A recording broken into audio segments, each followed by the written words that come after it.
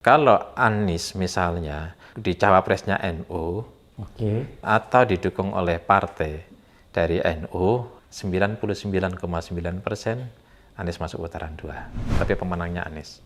Anies kemungkinan kalau berhadapan dengan Ganjar, ada peran Pak Jokowi di sini cawe-cawenya. Pak Jokowi udah terlupakan masa lalu. Kata orang-orang Anies kurang ajar ini. Gitu.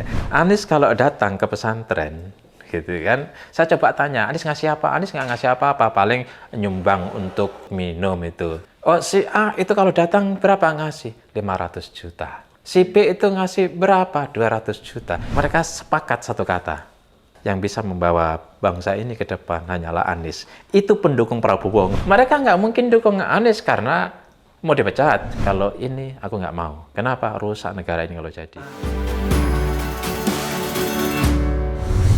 Assalamualaikum warahmatullahi wabarakatuh. Selamat datang di channel Abraham Samad Speak Up. Seperti biasanya, hari ini saya tidak sendiri. Saya ditemani oleh seorang narasumber yang cukup berkompeten. Saya ingin mengajak beliau berdiskusi. Tapi sebelum saya mengajak beliau berdiskusi, saya memperkenalkan dulu nih namanya. Tapi sebenarnya biar juga saya nggak mau perkenalkan. Beliau udah terkenal nih, Tony Rashid. Assalamualaikum. Waalaikumsalam warahmatullahi wabarakatuh. Bang Tony ini sering menulis. Dia pengamat sosial nih, Bang Tony. Gimana kabar, Bang? Alhamdulillah. Saya panggil Abang aja ya? Ya. Yang penting sehat kan, Bang? Sehat, alhamdulillah. Bang, ini kalau Abang menulis ini ngeri-ngeri banget nih tulisan-tulisannya. Nggak ada yang ngeri lah. Oleh karena itu saya mau tanya nih, Abang. Kalaupun misalnya ketiga calon ini, Pak Prabowo, Pak Ganjar, dan Pak Anies, insya Allah jadi maju sebagai calon presiden. Di babak pertama, ronde pertama, siapa yang akan keluar? Ini kan pasti 2 putaran nih kalau saya lihat. Nggak mungkin ada yang bisa memenangkan satu kali putaran. Betul. Bagaimana kalau menurut Bang Tony? Nggak mungkin kan? Iya, Oke. 2 putaran. Ketika kalau maju 3 memang nih, betul-betul calonnya 3. ya, kalau 3, siapa yang akan keluar ke putaran berikutnya? Berarti kan ada satu yang tereliminir, kalah. Siapa yang masuk ke putaran kedua untuk melanjutkan pertarungan untuk menjadi presiden Republik Memang terlalu dini untuk dianalisis sekarang ya. Karena variabelnya belum mendekati sempurna.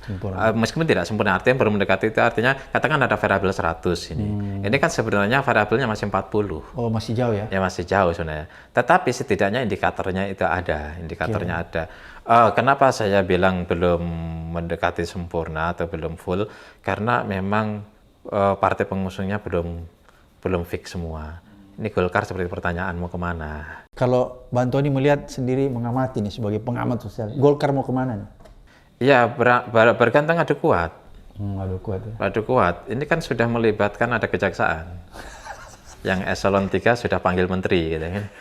Ya, kalau memanggil KPK gitu orang kayaknya lega gitu. Saya ngomong sama teman-teman Golkar, iya agak keterlaluan itu. Buat KPK yang harus panggil. Saya bilang kalau KPK nggak panggil nggak balik. Nggak keluar. Tapi itu terus kemudian ada teori dramaturgi kalau dalam sosiologi itu kan. Dramaturgi. Jadi banyak hal yang tidak bisa dijelaskan di panggung depan. Termasuk panggung depan itu adalah media. Banyak hal yang tidak terungkap oleh media. Boleh jadi medianya nggak dapat info, boleh jadi medianya dapat info tetapi takut, boleh jadi medianya dapat info tapi ada faktor X. Ya bisa jadi. Jadi disinilah kemudian saya melihat ini akan sangat bergantung antara pertarungan Pak Jokowi dengan Ibu Mega menentukan nasibnya si Golkar. Ya sedikit dielaborasi. Luhut itu kan di kubunya Pak Jokowi, pengen ngambil dan sudah terang-terangan kok. Ya saya siap jadi ketua umum kalau diminta. Itu kan sebenarnya terang-terangan. Sudah eksplisit. Iya, eksplisit gitu kan. Tapi saya tidak meminta. Tapi kalau saya diminta, ya saya akan penuhi itu. Kalau ada yang minta, saya minta. Itu kan udah eksplisit itu. Itu tentu maunya tersangka gitu kan. Terus kemudian ada PLT, ya. Terus lalu ada otomatis ya munaslup. Tetapi di sisi lain kemudian Erlangga dengan kekuatan yang ada di baliknya, entah siapa itu, ya di baliknya itu bisa dewan pembinanya, di baliknya itu bisa orang luar gitu kan, bisa partai lain juga gitu kan. Terus kemudian pada akhirnya mengumpulkan semua DPD tingkat 1 sepakat untuk tetap mempertahankan Airlangga, tidak ada munaslup. Tapi kan belum selesai. Kalau mendadak minggu depan jadi tersangka, gitu kan, selesai kan. Jadi ini bergantung adu kuatnya, menurut saya, adu kuatnya kedua gajah ini. Gajah ya. Gajah ini. Biasanya kalau gajah bertarung itu semut yang mati. Bang Tony tadi belum dijawab nih. Iya. Itu kan tadi 3 tuh. Siapa yang akan keluar jadi akan ikut sangat ke ronde bergantung kedua? tadi partai apa yang ikut memberikan dukungan, gitu kan, dukungan satu. Kalau Anies, atau kemudian yang kedua adalah cawapresnya. Ya, kalau cawapresnya, kalau Anies misalnya di cawapresnya NU, atau kemudian atau didukung oleh partai dari NU, gitu kan, 99,9% Anies masuk putaran 2. Itu karena apa? Kita lihat lihat elektabilitas ya. Anies itu lemah di Jawa Tengah, Jawa Timur. Jawa itu adalah mayoritas NU, di mana dalam persepsi dan stigma masyarakat NU Jawa Tengah, Jawa Timur, berdasarkan survei, akseptabilitas terhadap Anies masih rendah sehingga berpengaruh lambat untuk kenaikan elektabilitasnya. Ini data survei. Tapi ketika Anies didukung oleh cawapres NU atau Anies didukung oleh partai NU, tembok yang membangun stigma negatif, kadrun dan sebagainya itu dengan sendirinya runtuh. Dan sini akseptabilitasnya akan naik. Dan saya bahkan berani mengatakan kalau ini sampai terjadi, udah pemenangnya Anies. 1 putaran? Enggak 1 putaran. Tetap 2 putaran, tapi pemenangnya Anies. Terus yang Bang Tony prediksi, bisa nggak seperti itu? Kalau soal variabel partai pendukung dan variabel Anies masuk putaran kedua, berhadapan dengan siapa? Ini belum dijelasin. Saya cenderung Anies kemungkinan kalau berhadapan dengan Ganjar. Oh, jadi bukan Prabowo ya? Bukan Prabowo. Jadi berarti Bang Tony mau mengatakan pemenang Pilpres nanti ini antara Anies dan Pak Ganjar? Iya. Clear? Ini prediksi. Nggak ada yang bisa memberikan jaminan. Ini kan prediksi, ini menurut analisis Pak Tony berbasis ya. Menurut analisis yang banyak jalan-jalan ke Jawa Timur, ke Jawa Tengah nih kan. Iya. Bang Tony ini kan basis di sana paham betul kan? Ya, karena saya orang Jawa Tengah, saya pernah di pesantren di antara Jawa Tengah dan Jawa Timur. Saya berhubungan dengan sejumlah kiai pesantren. Saya mendengarkan banyak aspirasi. Saya kemudian juga lihat survei, gitu kan. Begitu juga saya lihat bagaimana masing-masing kandidat itu melakukan safari dan pendekatan terhadap mereka. Ya itulah hasilnya ya kalau saya melihat seperti itu. Jadi menurut analisis Bang Tony berdasarkan pengamatan ya dan hasil-hasil survei yang tentunya tadi Bang Tony belum bisa juga percaya 100% ya, tapi dijadikan rujukan lah seperti yang gitu yang saya Maka Bang Tony memprediksi bahwa yang keluar ya ke putaran kedua untuk bertarung itu Anies dan Ganjar. Kemungkinan besar ya. Ya, kemungkinannya begitu. Tapi kita sekali lagi variabel yang muncul masih 40%. Meskipun kalau bahasanya lembaga survei seolah-olah variabelnya udah habis gitu. Enggak. Partai belum, wakil belum, partai belum. Ini saya lanjutkan yang tadi. Ketika nanti sudah didaftarkan, orang fokus ini. Fokus, 3 orang. Berarti berhadapan. Kalau sementara itu masih ada nama Erick Thohir, ya istilahnya menjadi masuk di lingkaran opini, ada nama Sandi, ada nama macam-macam lah. Yang sehingga ini publik tidak fokus kepada calon, seperti ada peran Pak Jokowi di sini, cawe-cawenya itu gitu kan, sehingga kemudian dijadikan sebagai bagian daripada variabel yang kemudian tinggal 19%. Dari awal saya bilang penguasa itu semakin mendekati akhir pengaruhnya akan berkurang.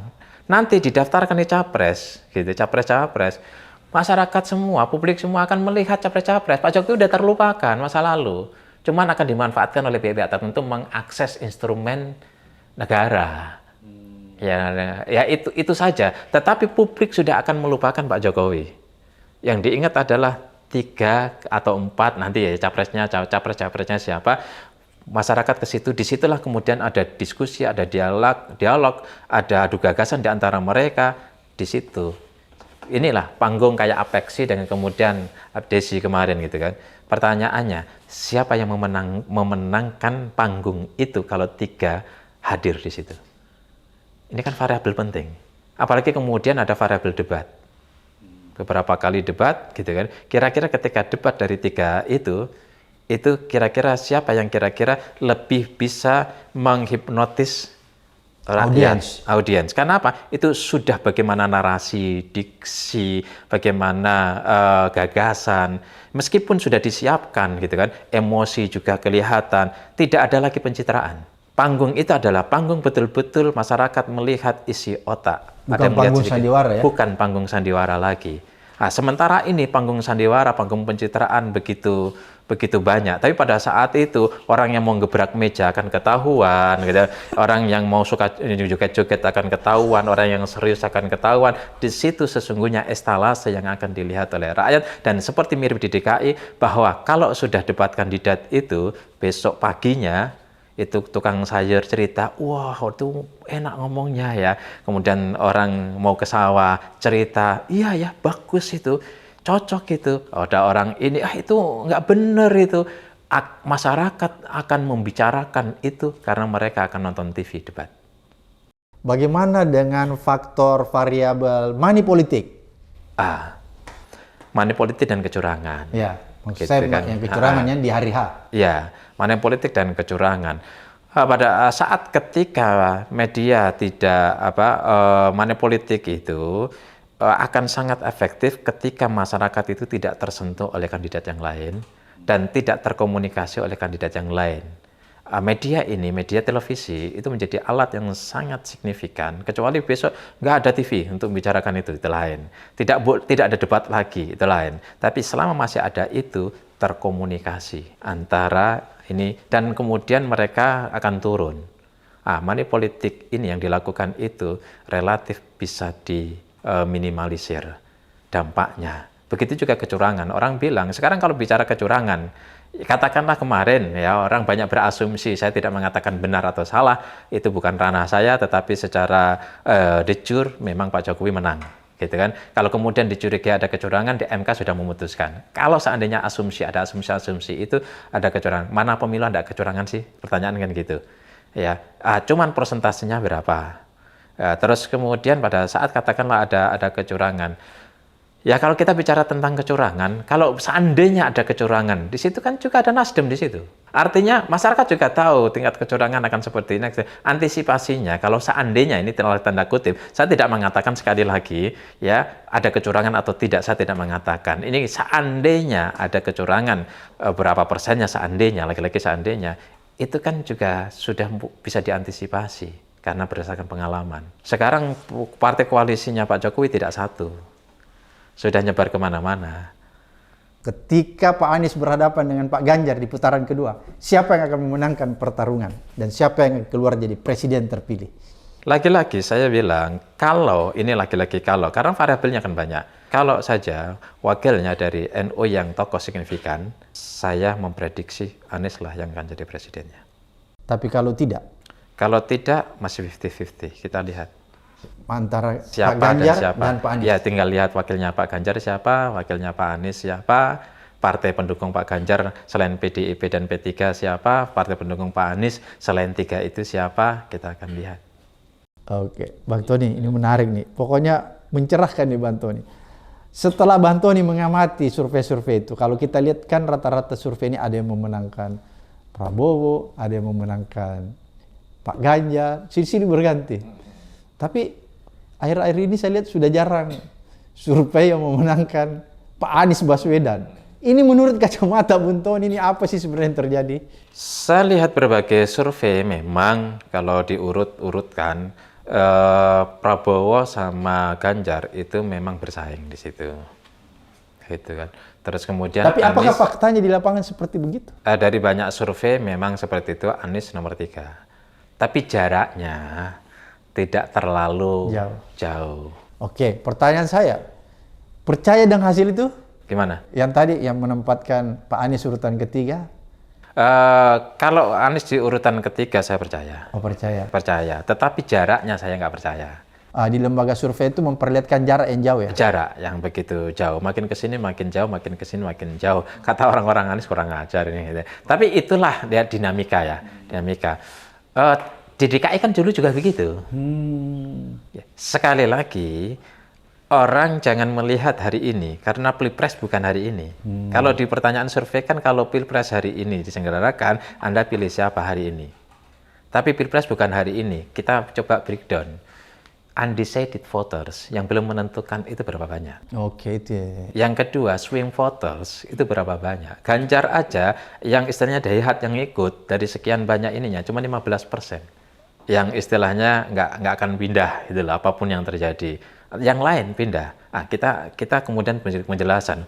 Begitu banyak variabel yang belum muncul sehingga di survei hari ini nggak keluar. Contoh misalnya, orang masih pada ragu, Anies ini dapat tiket apa enggak? Kalau sudah dapat tiket apa enggak, mempertanyakan itu, berarti kan nggak dukung. Gimana mau dukung? Masih ragu. Masih ragu. Ini bisa masuk di undecided voters, ya, bisa masuk di swing voters. Itu satu variabel yang belum muncul. Terus kemudian kalau orang sudah masih meragukan itu, otomatis orang yang biasa menjadi aktivis atau biasa menjadi tim ses atau biasa memberikan mendukung yang mesin politiknya dia hidup. Setiap ada kan aktivis yang punya mesin politik sendiri hidup gitu. Ini belum tidak ikut bekerja, mungkin suka sama Anies. Gitu misalnya. Saya pikir di antara mereka juga ada yang suka sama Anies tapi nggak bekerja, ya. Sementara yang lain sudah dihidupkan, gitu loh. Kenapa? Karena yang lain udah pasti, Anies belum pasti. Variabel kedua. Variabel ketiga, kita tahulah donatur-donatur, orang-orang yang punya duit, itu baru ngasih, gitu kan, kalau jelas bahwa akan nyapres, akan maju. Misal 3 partai, kan sampai sekarang belum, 3 partai deklarasi Anies bersama-sama gitu kan. Saya pikir ini mempengaruhi logistik. Belanja iklan kita lihat, belanja iklannya Anies 150 juta. Ini sebagai sebuah gambaran lah, sebagai gambaran. Saya kan berhubungan karena saya orang dari pesantren, berhubungan dengan teman-teman pesantren di Jawa Tengah, Jawa Timur, dan kiai-kiainya, sebagian lah. Anies kalau datang ke pesantren, gitu kan, saya coba tanya, Anies ngasih apa? Anies nggak ngasih apa-apa, paling nyumbang untuk untuk minum itu. Berapa sumbang? 1 juta. Oh, si A itu kalau datang berapa ngasih? 500 juta. Si B itu ngasih berapa? 200 juta. Ini kiai-kiai yang cerita loh.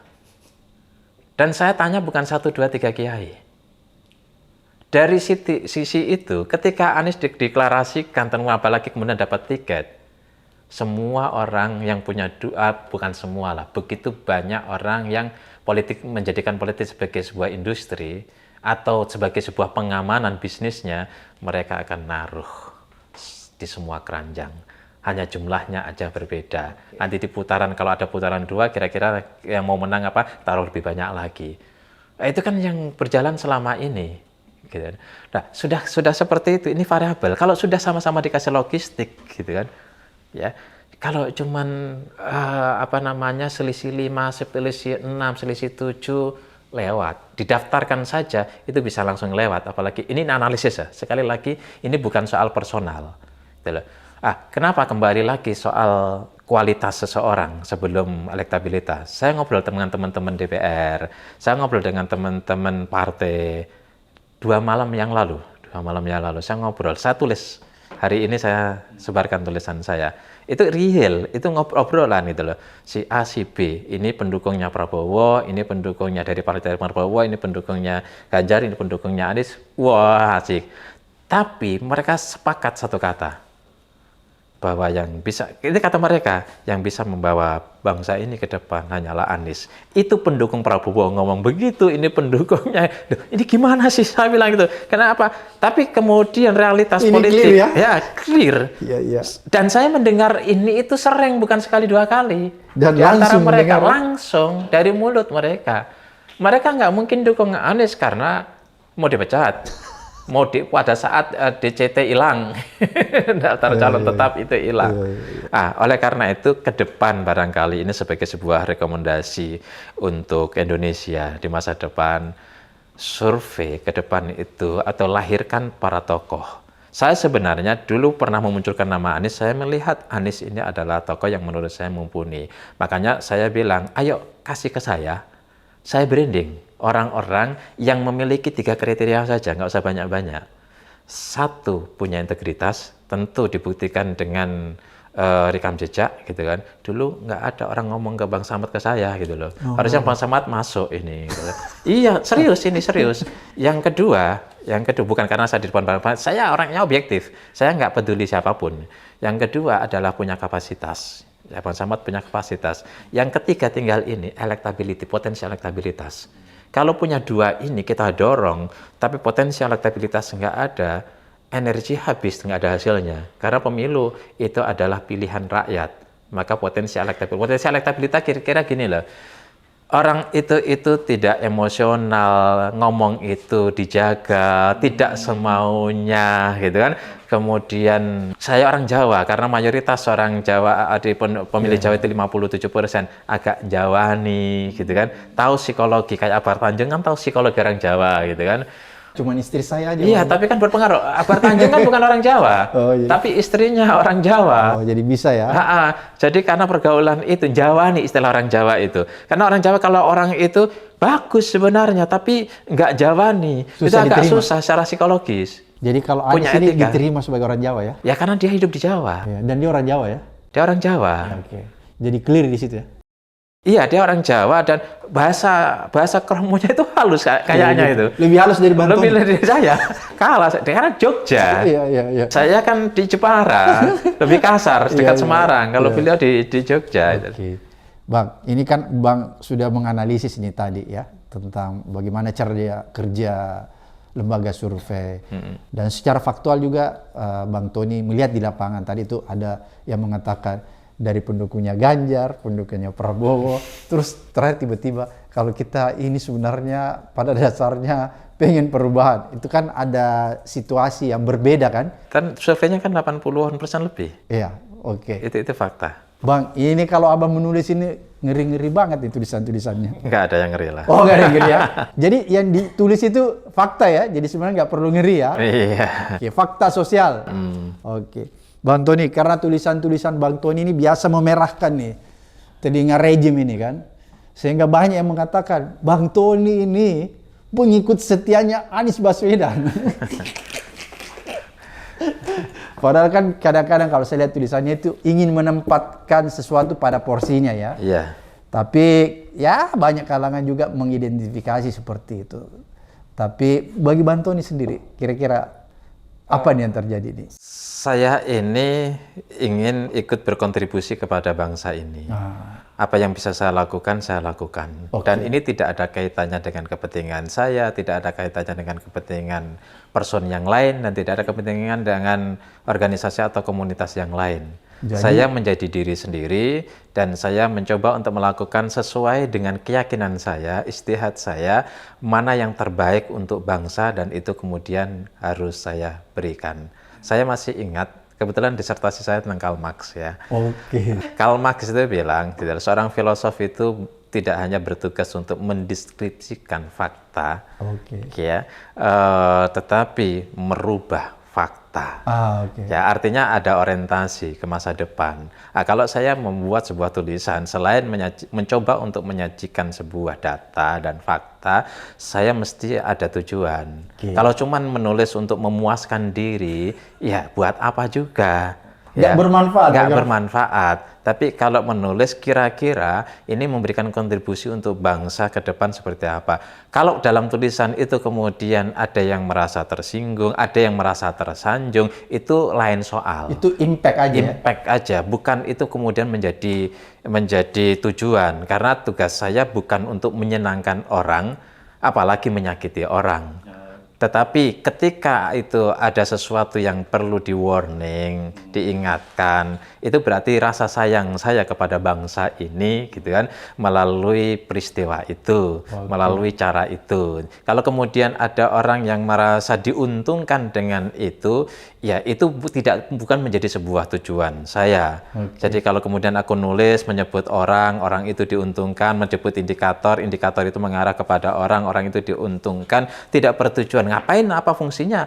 Saya digaji dia juga enggak, dapat duit juga enggak, kemudian bekerja juga, dia juga enggak. Kalau kemudian diuntungkan, saya sebut mungkin orang itu punya manfaat untuk bangsa. Kalau enggak ada, untuk apa juga? Ini menarik nih, saya kunci manfaat untuk bangsa. Saya belajar dari Bang Samad juga. Bang Sudah Tony. begitu lama di KPK kan, masa Bang Samad aja bekerja untuk bangsa, meskipun saya sedikit-sedikit ya ikutlah. Bang Tony di sisi ini yang lain. menarik nih, manfaat untuk bangsa. Menulis, jadi kalau ada orang yang diuntungkan, tapi Bang Tony melihat bahwa itu bermanfaat untuk bangsa, ya harus diungkapkan dalam sebuah, dalam sebuah tulisan. Dan itulah makna dari sebuah kejujuran ya. Bang Tony, ini kan sebagai pengamat sosial, ini kita kaitkan sedikit nih ke Pilpres. Kelihatannya, kalau saya lihat tulisan-tulisan Bang Tony ini, banyak orang yang menyatakan ke saya, Bang Tony ini sudah mulai masuk jauh ke dalam pengamatannya ya, mulai mengamati hal-hal yang sifatnya sangat sensitif, misalnya Pilpres dan lain-lain sebagainya. Bisa nggak saya diceritakan sendiri, menurut pengamatan Bang Tony, pengamatan sebagai seorang pengamat sosial nih, apa sih yang terjadi nanti di Pilpres kita deh? Ya, saya mencoba untuk setback dulu. 2012 saya bicara kepada sebuah partai, kepada pimpinannya gitu kan, ketua umumnya atau istilah apalah di pimpinan partai itu, saya bilang ini Pak Jokowi jadi nih di DKI. Kalau Anda pengen ikut menjadi penguasa di DKI, jadilah atau kasih wakilnya Pak Jokowi. Oh nggak mungkin lah begini. Ya sudah, tugas saya jadi menyampaikan. itu sebelum orang Bang Tony sudah amati itu ya? Iya, saya bisa menjelaskan variabelnya. Gitu kan? Ya variabelnya kan ada variabel psikologis, variabel sosiologis, ada variabel situasi politik dan sebagainya lah. Dan aktor-aktornya jadi kan. 2014 saya pun bilang Pak Jokowi ini jadi presiden. Impact dari Solo, ada SMK, ada pembelaan kepada pasar tradisional, dan itu menasional betul. Beritanya menasional. Soal kemudian seperti apa itu soal lain. Tetapi pada saat itu politik itu kan persepsi, dan persepsi pada saat itu begitu kuat, dan Pak Jokowi juga hadir sebagai antitesa, dan kebetulan lawannya Pak Prabowo yang dianggap bagian daripada masa lalu, masa silam dengan segala dinamikanya, dan terbukti menang 2014. 2015 saya bilang, gitu kan, itu boleh ditanya kepada Guntur Romli dan Eva Sundari. Saya bilang, ya ini guyonan sama mereka gitu lah, guyonannya setengah serius. Kalau Anda yakin Ahok menang, kita adu analisis mulai sekarang. 2015 ya? Iya, saya bilang taruhan 1 miliar kalau Ahok bisa menang. Oh, jadi Bang Tony udah katakan sama Eva di grup itu. Sampai kemudian karena ngotot-ngototan saya di-remove sama Guntur Romli, nggak apa-apa juga. Dan kenyataan terbukti 2017, 1 hari sebelum Pilgub DKI, sebelum pencoblosan putaran pertama. Jadi dulu, saya potong dulu. Waktu itu Bang Tony bilang Ahok tidak mungkin menang. Terus waktu itu pengamatan Bang Tony bahwa yang akan belum ada calon. Anies. Anies belum muncul. Sandi belum muncul, Anies belum muncul. Belum ada yang muncul. Baru Ahok, gitu kan. Tapi Anda sudah meramal ya? Sudah meramal. Analisis saya begini, analisis saya bahwa satu, kita lihat karakter Ahok. Kemudian kita matchingkan dengan DKI. Kemudian kedua, kita lihat trennya. Resistensi Ahok itu begitu besar, gitu kan, begitu besar. Terus kemudian yang ketiga, ini yang tidak orang baca. Ini potensi akan melahirkan sesuatu yang blunder dan blundernya besar.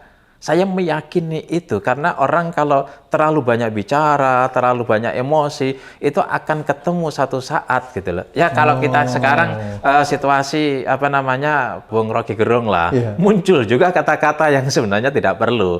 Meskipun sebenarnya juga tidak perlu diperpanjang juga Ya gitu kalau kan. menurut saya lebay juga orang yang melaporkan Rocky Gerung gitu. Iya, gitu ya. Jadi menurut saya itu bisa dibaca, itu bisa dibaca. Dan ini sudah situasinya seperti sudah orang yang emosional, terus kemudian tidak akomodatif kepada orang-orang yang dianggap berbeda, terus terlalu vulgar mengeluarkan kalimat-kalimat, ini akan blunder ini. Betul terjadi. Dan saya meyakini itu sebelum Al-Maidah muncul.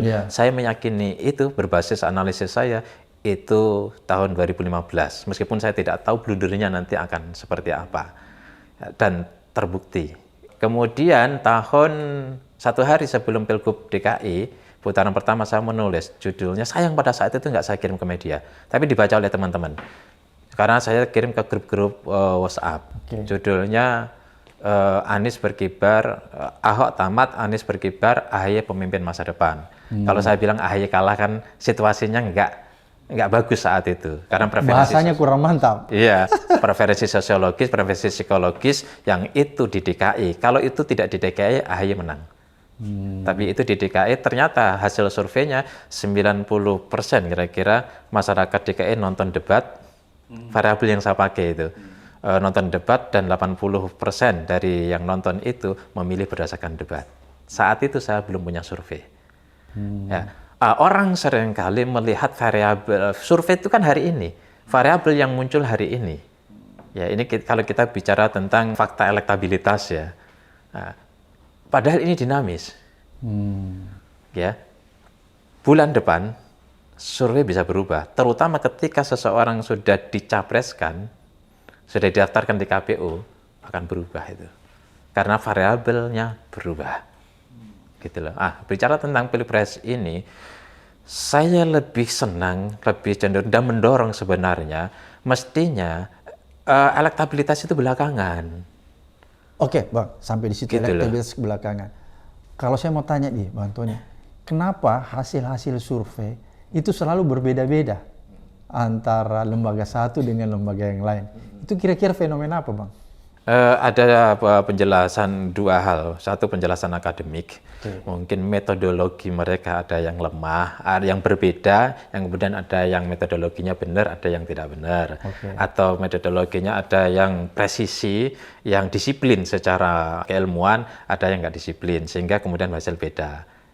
Kalau bahasa politisnya, kali ini husnudonnya. Gitu.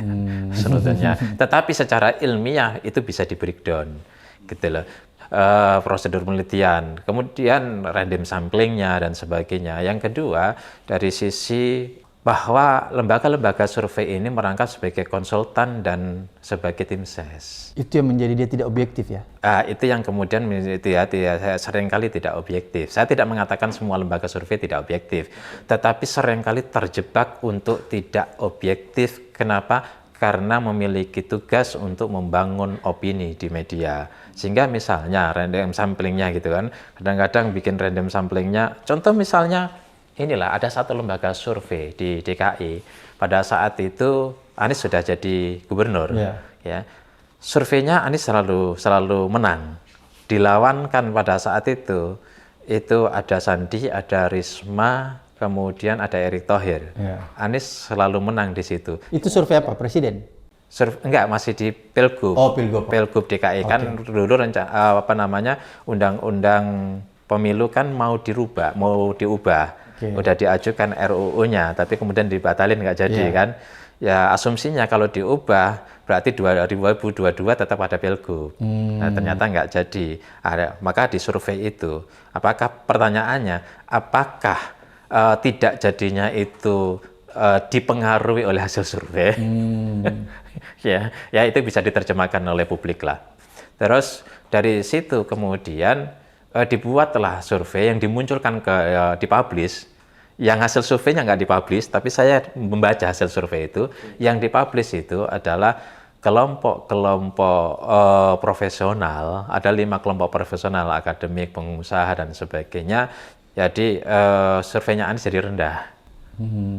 Ya, pertanyaannya sebenarnya kalau mau fair gitu kan, ya yang sebelumnya ya dipublish, yang ini juga dipublish kan gitu. Oke. Nah, itu permainan. Saya ingin mengatakan bahwa ini satu case saja, satu contoh. Iya. Saya ingin mengatakan bahwa betapa banyak lembaga-lembaga survei yang melakukan manuver dengan cara-cara seperti itu, membuat sampling kira-kira di sini itu yang menang siapa. Kalau berdasarkan wilayah itu masih tidak bisa, berdasarkan profesi kelompok tertentu, sehingga memenangkan orang atau mengangkat elektability dari seseorang yang ikut membiayai atau di-endorse. Berarti lembaga survei itu melakukan kecurangan. Kecurangan. Nah, itu pengkhianatan ilmiah. oh, pengkhianatan. Ini bahasa yang lebih halus ya. Iya. Kalau bahasa kasar itu kecurangan ya. Iya. Jadi fenomena itu Bang Tony lihat akhir-akhir ini terjadi oleh lembaga survei terhadap Udah lama dan survei masih terus berjalan. Oke. Survei Pilpres yang sekarang sedang dilakukan. Apakah ada kecenderungan begitu juga? Iya, tetap namanya dibiayai. Oke, saya capres misalnya. Bung, tolong survei gitu kan, berapa biayanya, berapa kali survei, sekaligus menjadi konsultan politik kami gitu kan, dan sebagainya. Oke, deal, tanda tangan gitu kan. Ya sudah, mereka melakukan segala upaya untuk mempengaruhi opini publik ya. Dengan cara itu apa? Hasil survei, gimana surveinya, jarak surveinya satu dengan yang lain gitu kan. Terus kemudian dia perlu disurvei itu berbasis kepada identitas seperti apa, perempuan, milenial. Kalau milenial menguntungkan, ini yang ditonjolkan. Kalau gender yang menguntungkan, itu dicontohkan. Kalau kelas menengah atau kelas bawah yang menguntungkan, ini ditonjolkan. Permainan-permainan itu seringkali muncul dan menggoda terhadap lembaga-lembaga survei. Ya sekarang, ya inilah pentingnya menurut saya, mungkin negara lah yang harus hadir ya. Hadir untuk memberikan biaya kepada lembaga-lembaga survei, sehingga objektif, netral, tapi surveinya itu adalah survei kualitatif. Artinya siapa orang-orang yang dianggap mampu untuk mengelola bangsa, memimpin bangsa ini ke depan.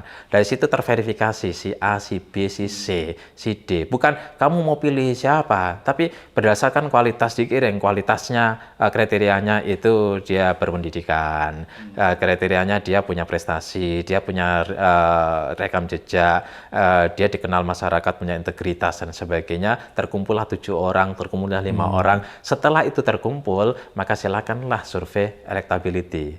Kalau sudah survei elektability, siapapun yang akan besar atau akan jadi, gitu kan, itu kita akan mendapatkan seorang pemimpin yang baik.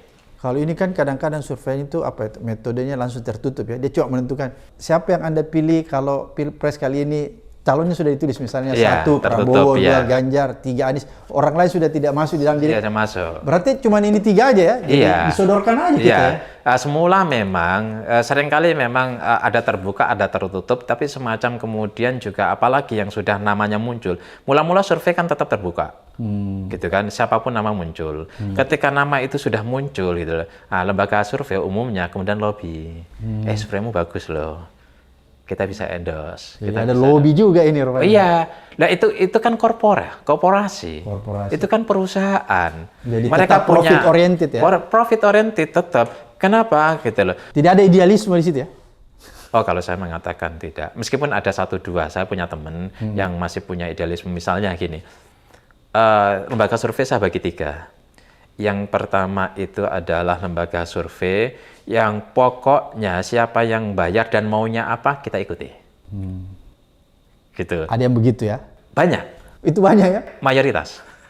Mohon maaf, mayoritas. Karena saya rata-rata kenal. Jadi Bisa disebut dia nggak etis. nggak boleh, nggak boleh. Kan berhadapan dengan orang hukum kan saya harus hati-hati juga. Repot juga. Lanjut, Bang. Jadi apa namanya, survei terbuka, terus kemudian dia lihat, oh ini namanya potensial, didekati, namanya perusahaan kan. Dia punya kantor yang harus dibayar. Punya pegawai. Punya pegawai yang harus dihidupi dan sebagainya, punya perusahaan yang harus eksis. Terus kemudian dia lobby si A, si B, si C, si D. Meskipun kalau saya bisa menjelaskan, saya bisa nunjuk ini lembaga ini, saya tahu lah. Ya. Terus kemudian setelah itu ya ada yang kedua yang nggak bagus. Oke, saya ibarat lawyer, akan dengan siapapun, kita profesional, ya. Anda datang kami layani gitu, tapi harus tetap mengikuti etika survei. Saya tidak akan atau kami tidak akan melakukan manipulasi sesuai dengan prosedur. Tapi siapapun, mau yang minta itu malaikat, mau yang minta setan, yang minta apa, kami layani. Bahasanya gitu ya. Menarik ini bahasa yang digunakan bantuan umum. Kami layani. Ini profesionalitas gitu kan. Bagi lawyer itu kan mau kasus korupsi, mau kasus teroris, mau ke apa-apa kami layani gitu kan. Tetapi jangan paksa kami untuk melakukan sesuatu yang tidak sesuai dengan koridor aturan, koridor hukum, koridor prosedur-prosedur survei. Itu ada, saya kenal juga. Ada yang ini makin dikit. Oh, jadi itu sedikit ya jumlahnya? Sedikit. Gitu kan. Ada juga yang kemudian ada yang dia, ini orang nggak bagus. Kalau saya dia nggak mau, punya idealisme. Kalau ini aku nggak mau. Kenapa? Rusak negara ini kalau jadi. Kalau ini nggak mau, itu ada. Tapi itu mungkin cuma berapa persen ya yang begitu? Yang saya kenal bisa ditunjari Bang ya? Yang saya kenal ya bisalah itu yang saya kenal 2 lah. Yang saya kenal. Berarti 2 aja ya? Gitu. Yang saya kenal. Berarti kan mungkin saya yang lain saya nggak kenal atau memang nggak ada itu. Saya nggak tahu kan. Namanya saya kenal kan terbatas perkenalan saya. Bohong nih Bang Tony ini. Berarti Bang Tony mau bilang ini cuma 2 lembaga survei. Saya tidak mengatakan itu.